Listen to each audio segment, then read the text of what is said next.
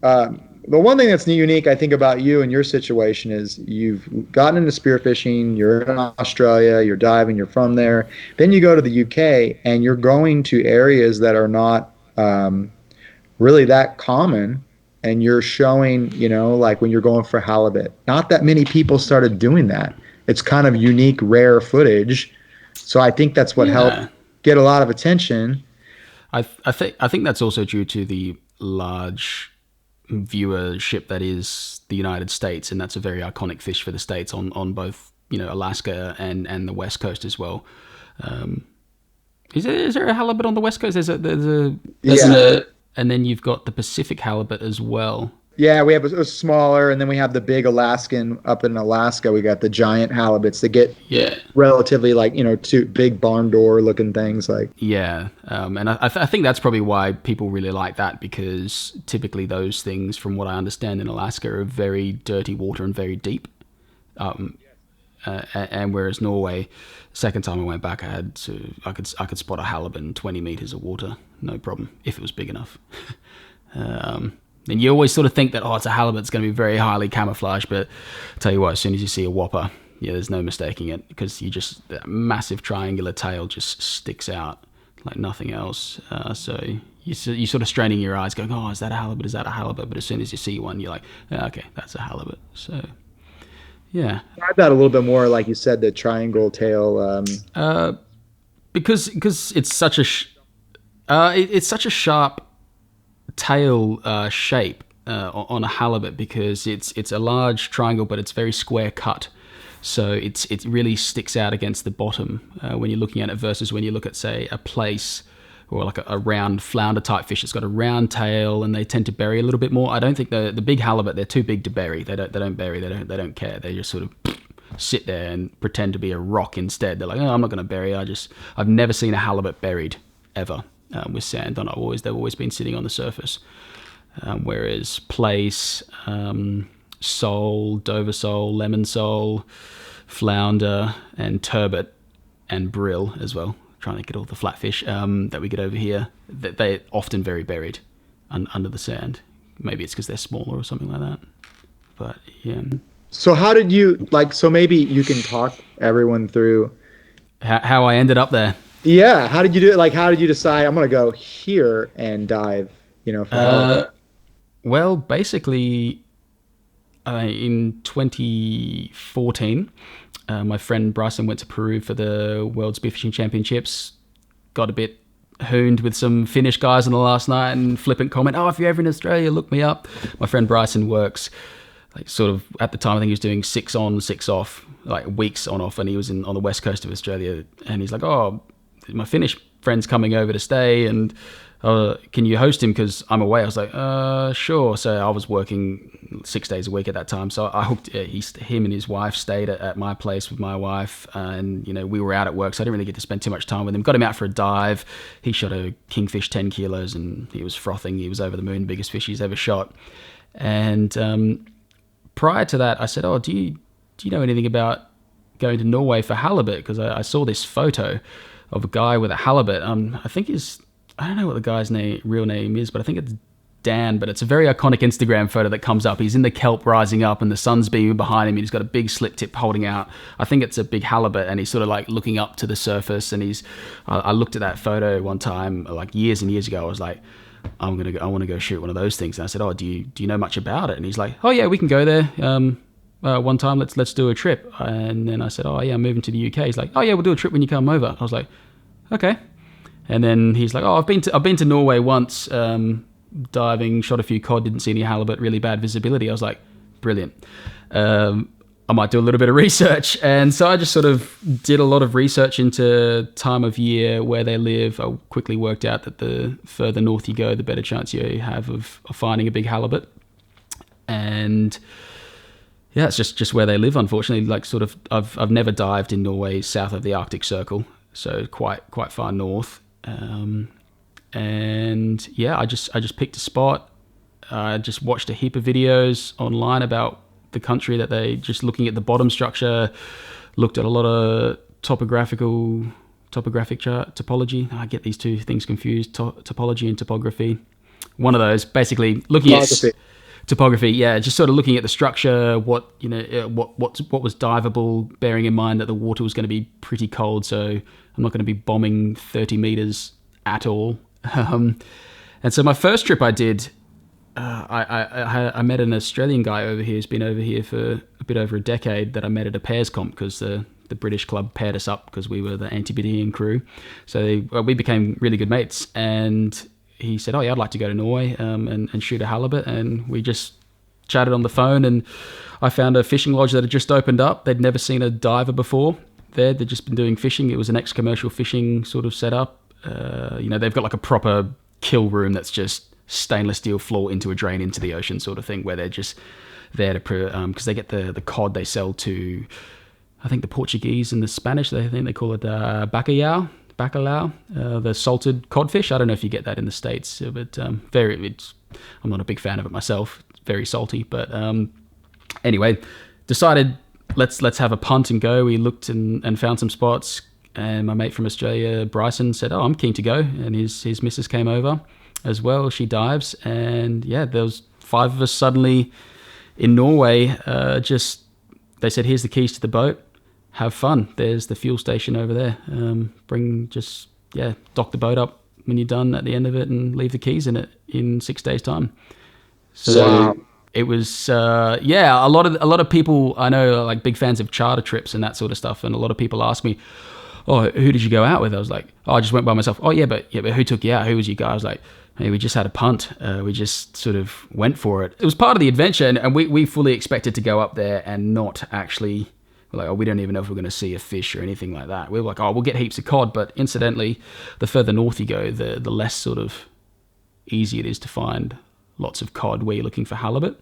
They're just in different things. If you're looking for halibut, you look for halibut. If you want to go shoot cod and pollock and that sort of thing, go shoot them. But you really have to focus. And I think the first day, because we had about a 4-hour drive from the airport, we're like, oh, we'll stop at some bridges on the way, we'll smash some cod, maybe get a halibut at the fishing lodge and meet the other guys there. We jumped in at these bridges, there's like whirlpools behind them from the current, and we didn't see a single fish worth shooting. I saw like an Arctic mink, like one of those little ottery fairy rodent type things, like a kind of looks like a, what are those things? A ferret. It looks like a aquatic ferret looking thing. That's all I saw. I was like, oh, this is cool.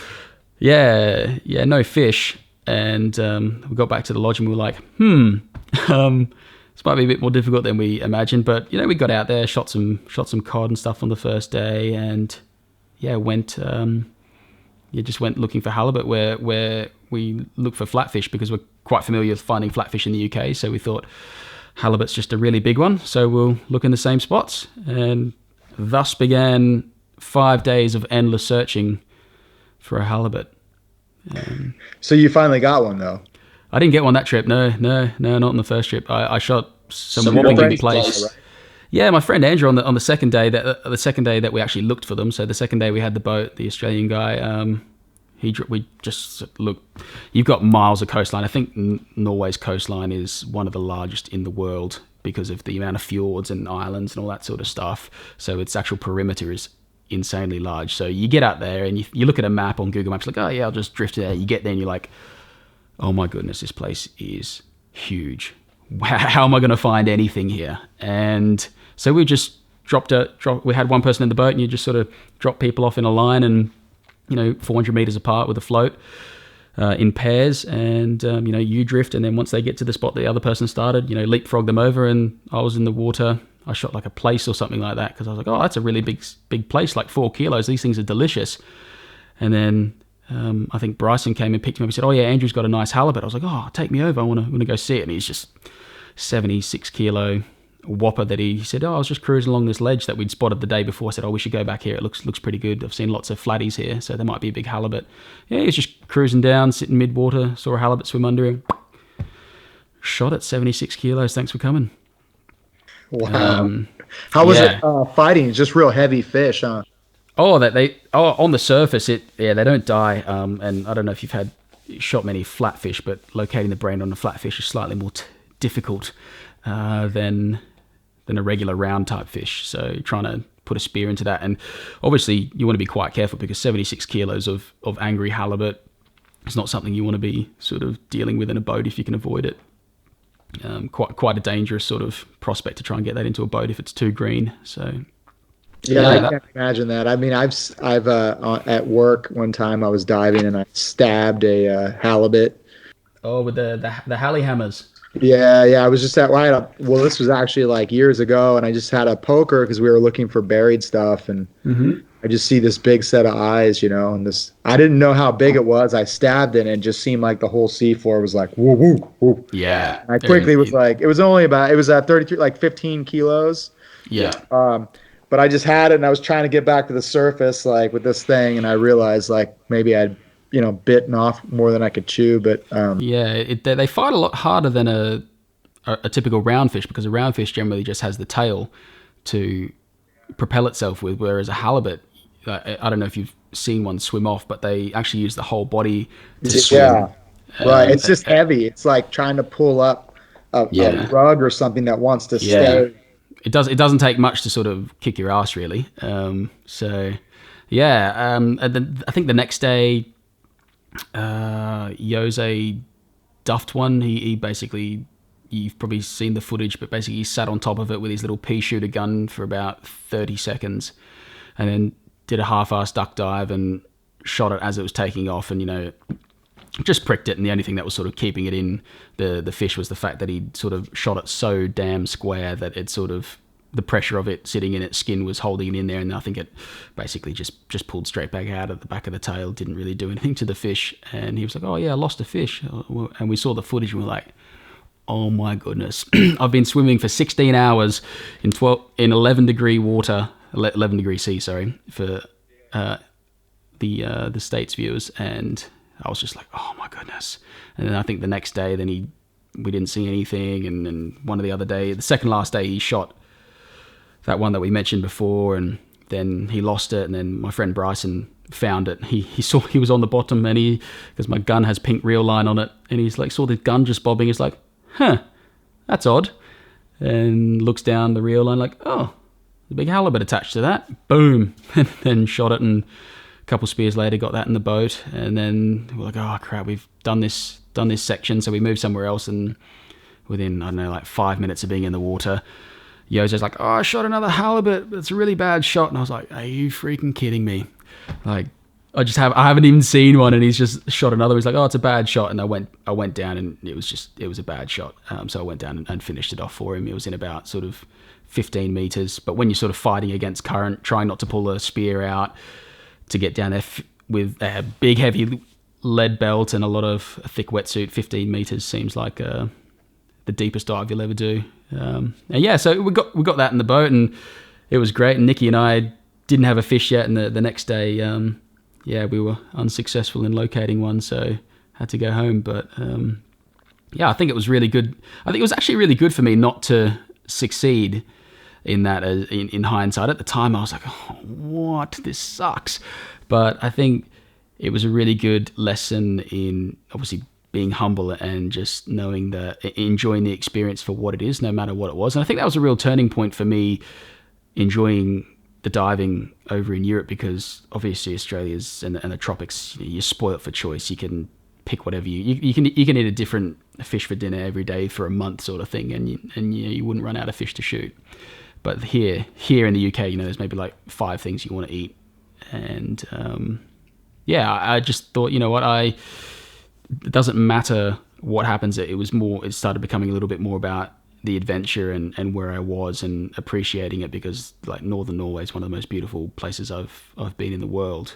I've been to Norway like 6 or 7 or 8 times or something like that. It's one of my most frequented countries I go to, only topped by France, I think, just because I'll go skiing there a bit. But it's I think that was a big turning point for what I wanted to do with my videos as well, and try and communicate to people that when you go out, you should just enjoy it for what it is and not necessarily be so much about the fish. Like, the fish is the bonus.